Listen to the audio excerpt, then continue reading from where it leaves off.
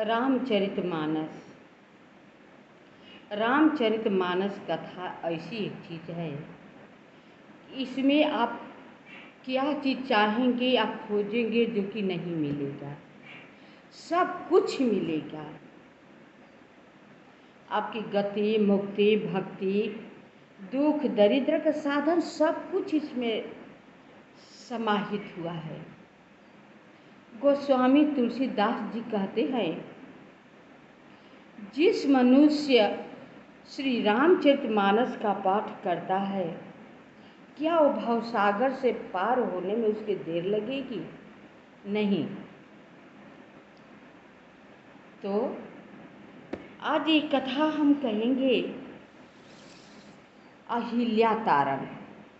अहिल्या अपने पति के श्राप से पत्थर बन गई है। वो प्रभु श्री राम जी के इंतजार में अपना पत्थर बन करके अपना सब प्रायश्चित कर रही है पापों का, श्रापों का। पति गौतम ऋषि जो श्राप दिए थे उसका प्रायश्चित कर रही है। गौतम नारी श्राप बस उपल देह धरि धीर, चरण कमल रज चाहती, कृपा करहु रघुबीर। मंगल भवन मंगल हारी, द्रबहु सुदशरथ अजिर बिहारी। मंगल भवन अमंगल हारी, द्रबहु सुदशरथ अजिर बिहारी। प्रभु श्री राम जी राजा दशरथ जी के पुत्र होकर के 4 अंश से अवतार लिए हैं और उनके आंगन में खेल रहे हैं। पाँव की पैजनियाँ छम छम बज रही है, दौड़ रहे हैं, कमर की करधनियाँ हिल रही हैं। काले काले बाल घुंघर वाले मतवाले नयन राजा दशरथ जी देख करके बहुत खुश होते हैं, आनंद होते हैं। वो राम जी हैं अमंगल को हरने वाले। जहाँ पर अमंगल हो रहा हो उसको हर करके मंगलमय काम करने वाले प्रभु श्री राम जी को मैं प्रणाम करती हूँ। प्रभु श्री राम जी गौतम मुनि की स्त्री अहिल्या साप बस पत्थर की देह धारण करके धीरज के साथ इंतजार कर रही हैं कि प्रभु आएंगे। अपना रज मतलब धूल होता है, चरण का धूल, नीचे के जो तलवे होते हैं उसके नीचे का जो धूल लगी होती हैं, वही धूल अपना चढ़ा देंगे, उस शिला पर लगा देंगे। प्रभु जी केवल स्पर्श कर देंगे तो साप से मुक्त हो जाएगी और नारी बन जाएगी। तो उसी इंतजार में, प्रभु के चरण का रज का इंतजार में गौतम जी के स्त्री अहिल्या जी सर्दी, गर्मी, धूप, बरसात सब सहन करती इंतजार कर रहे हैं। जब विश्वामित्र जी यज्ञ अपना कराने के लिए प्रभु श्री राम जी को, लक्ष्मण जी को अपने साथ ले गए बक्सर में, जब यज्ञ करा रहे थे तो राक्षस उन्हें बहुत परेशान किया करते थे, बहुत चिंतित रहते थे विश्वामित्र जी। विश्वामित्र जी में इतनी ताकत थी कि वो चाहते थे तो साप दे करके वो सब राक्षसों का भस्म कर देते थे, लेकिन क्रोध करना वर्जित था, इसलिए परेशान थे। तो अयोध्या में जाकर राम और लक्ष्मण को ले आए। ले आकर के अपना सब इतिहास बताए। रास्ते में कुछ इतिहास राक्षसों का बता कर आ रहे थे, राम जी को समझाते हुए विश्वामित्र जी। तभी से कुछ मनुष्य के आहट सुनी ताड़का। ताड़का जब आहट सुनी तो राम जी को खाने के लिए दौड़े। जब राम जी को खाने के लिए दौड़े, विश्वामित्र जी उस समय बिल्कुल भयभीत हो जाते हैं कि अब तो ये राम को खा जाएगी। बक्सर में विश्वामित्र जी की मूर्ति बनाया हुआ है, पूरा डरे हुए हैं, ऐसे दिखा रहे हैं राम को कि देखिए यही ताड़का है, पूरा डरे हुए हैं। इतने में प्रभु एक ही बाण मारे और ताड़का धराशायी हो गई। धराशायी हो गई। अब विश्वामित्र जी के पूरा विश्वास हो गया कि राम जी पूरा राक्षसों को अब मार डालेंगे। विश्वास था पहले भी, लेकिन कुछ संदेह था। तो जब ताड़का को वध कर दिए प्रभु श्री राम जी, तो अब विश्वामित्र जी का संदेह दूर हो गया। अब सोचे कि अब ये राक्षसों का वध कर देंगे। अब क्या करते हैं विश्वामित्र जी, राम जी को बिठाकर अपने आश्रम में को ले जाते हैं, बिठा करके कंद फल फूल का भोजन कराते हैं, शयन कराते हैं। जब सुबह होता है तो प्रभु श्री राम जी बोले कि आप जाइए अपना यज्ञ कीजिए, हम रखवारी कर रहे हैं। अब विश्वामित्र जी सब मुनियों के समूह ले करके यज्ञ करने लगे, हवन करने लगे। जब हवन करने लगे, हवन का सुगंध जब राक्षसों को समझ में आया, जाने की हवन हो रहा है, गंध मिला, सुबाहु मारीच अपने समूह के साथ दौड़े यज्ञ विध्वंस करने के लिए। हाड़ मांस रक्त खून सब ला करके कुंड में डाल दिया करते थे। जब दौड़े अपना राक्षसों का समूह लेकर, तो मारीच को तो बिना फल वाला बाण ऐसे प्रभु श्री राम जी मारे कि 100 योजन समुद्र को पार करते हुए जा करके लंका में गिर गया। सुबाहु को अग्नि बाण मारा, वो भस्म हो गया। और जितने छोटे मोटे राक्षस थे, लक्ष्मण जी सबको समाप्त कर दिए। जब सभी राक्षस मर गए तो सभी देवता ऋषि मुनि लोग बहुत प्रसन्न हुए राम जी को देख करके। इतना प्रसन्न हुए कि आकाश मार्ग से फूलों की वर्षा करने लगे, फूलों की वर्षा करने लगे और स्तुति करने लगे।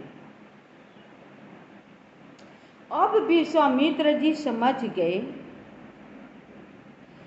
कि जितना मेरे पास विद्या है, अस्त्र शस्त्र है, अब मैं क्या करूँगा। अब यही समय है मैं प्रभु श्री राम जी को सौंप दूँ, जो कि एक एक से ब्राह्मण ऋषि मुनि सबको पता चल गया है कि यहाँ पर विश्वामित्र जी के आश्रम में प्रभु श्री राम जी अपने भाई के साथ आए हुए हैं, उनका यज्ञ के रक्षा किए और रह रहे हैं। तो सब लोग आते थे मिलने के लिए। जब आते थे मिलने के लिए तो उन्हें ब्राह्मण लोग एक ऐसे कथा पुराण इतिहास बताया करते थे। प्रभु श्री राम जी की महानता देखिए, सबका बहुत प्रेम से कथा पुराण को बात सुना करते थे, जो कि उन्हें सब कुछ मालूम है। प्रभु श्री राम जी को सब कुछ मालूम है, लेकिन उसमें एक काट छाट नहीं करते हैं कि ये चीज़ मुझे मालूम है, ये चीज़ मुझे मालूम है।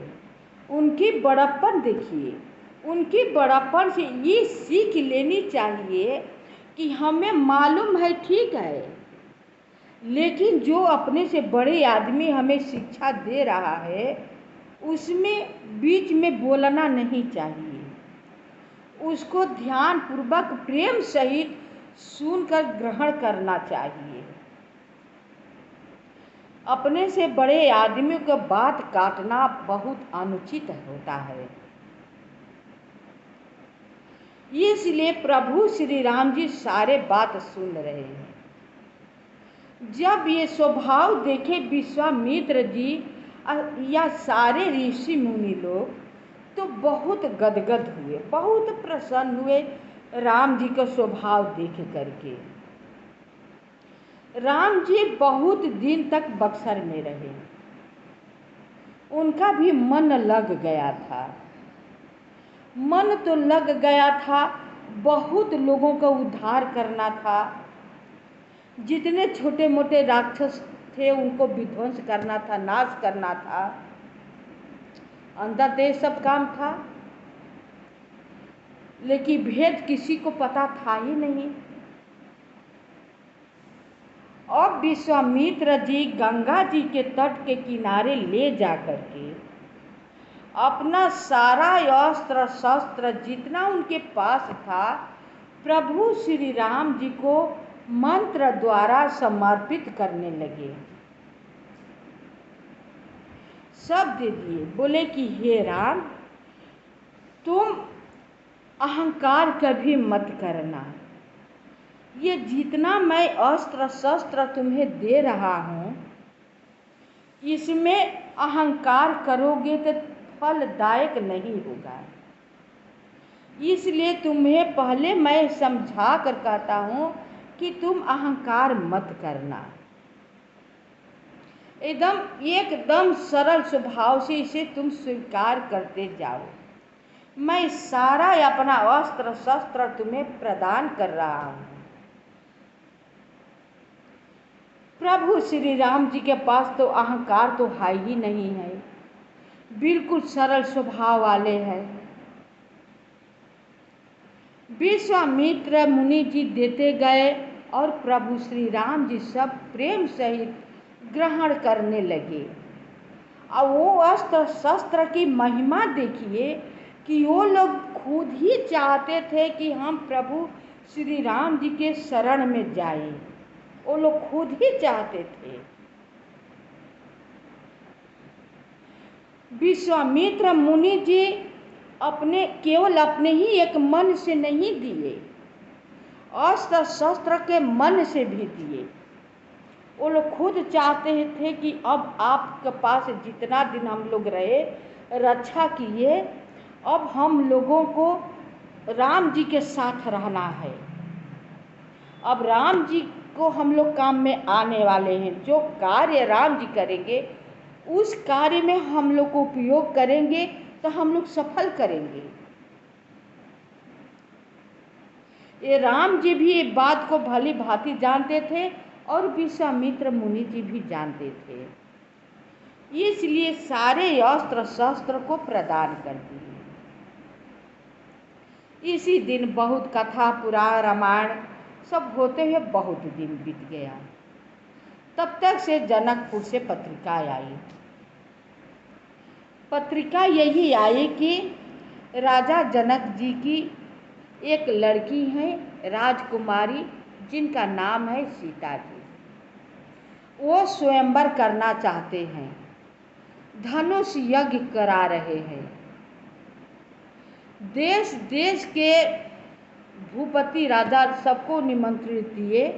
ऋषि मुनि लोग के, देवता, नाग, पितर, किन्नर सबको दिए निमंत्रण। कोई तोड़ने गया तो कोई देखने गया।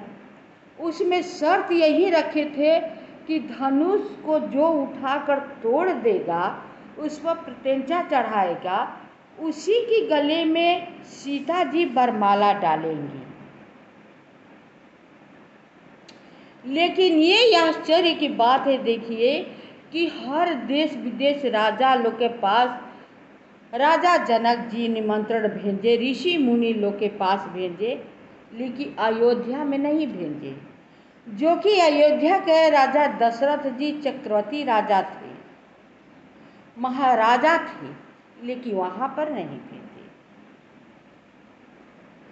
तब मुनि जी पत्रिका पढ़ करके बोले कि हे राम, जनकपुर में जनक जी धनुष यज्ञ करा रहे हैं, उसमें स्वयंवर भी कराएंगे। उनके पास सीता नाम की एक लड़की है, राजकुमारी। वो शर्त रखे हैं कि जो ये धनुष पर प्रत्यंचा चढ़ाएगा या तोड़ेगा, उसी के गले में वरमाला सीता जी डालेगी। तो चल कर दृश्य क्यों न देखे आए। राम जी ये बात सुनकर बहुत गदगद हुए, खुश हुए, अंदर ही अंदर, ऊपर से प्रकट नहीं किए, बहुत खुश हुए। तो राम लक्ष्मण को लेकर के विश्वामित्र जी चल देते हैं। जब चल देते हैं तो रास्ते में देखते हैं कि एक आश्रम है। वो आश्रम बहुत सुना सुना सा है, इतना सुना है कि वहाँ पर एक चिड़िया भी नहीं है, पशु पक्षी भी नहीं है। बिल्कुल उद्यान जगह है, खंडहर की तरह। वहाँ पर बिल्कुल वीरान जगह है। एक बस केवल शिला पड़ा हुआ था, पत्थर पड़ा हुआ था। यह देखकर राम जी मुनि जी से बोले कि हे मुनि जी, ये आश्रम कैसा है और यहाँ पर शिला, ये शिला कैसी है। और ऐसा ही आश्रम है कि यहाँ पर न चिड़िया न पशु पक्षी कुछ भी नहीं है, पूरा वीरान है, उदास है। तब विश्वामित्र जी राम जी को समझाते हुए सारी बात बता देते हैं कि ये पत्थर नहीं है, ये गौतम ऋषि के नारी है, श्राप बस पत्थर बन गई है। हे राम, आपकी रज की यानी चरणों की धूल की इंतजार कर रही है। थोड़ा सा अपना चरण का धूल से इसे स्पर्श कर देंगे तो श्राप से मुक्त हो जाएगी, ये नारी बन जाएगी और अपने पति लोक को चली जाएगी।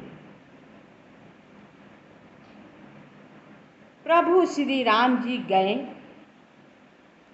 अपने ज्यों ही चरण ऐसे उठाए उन पर स्पर्श करने के लिए, तो ज्यों ही ऐसे उठाए भी टच पूरा नहीं हुआ, क्योंकि राम जी भी संकोच करते थे कि नारी हैं, वो गौतम ऋषि की नारी अहिल्या जी हैं, इन्हें अपने हम चरण से कैसे छुए, मुझे पाप लगेगा। तो वो रज चाहिए।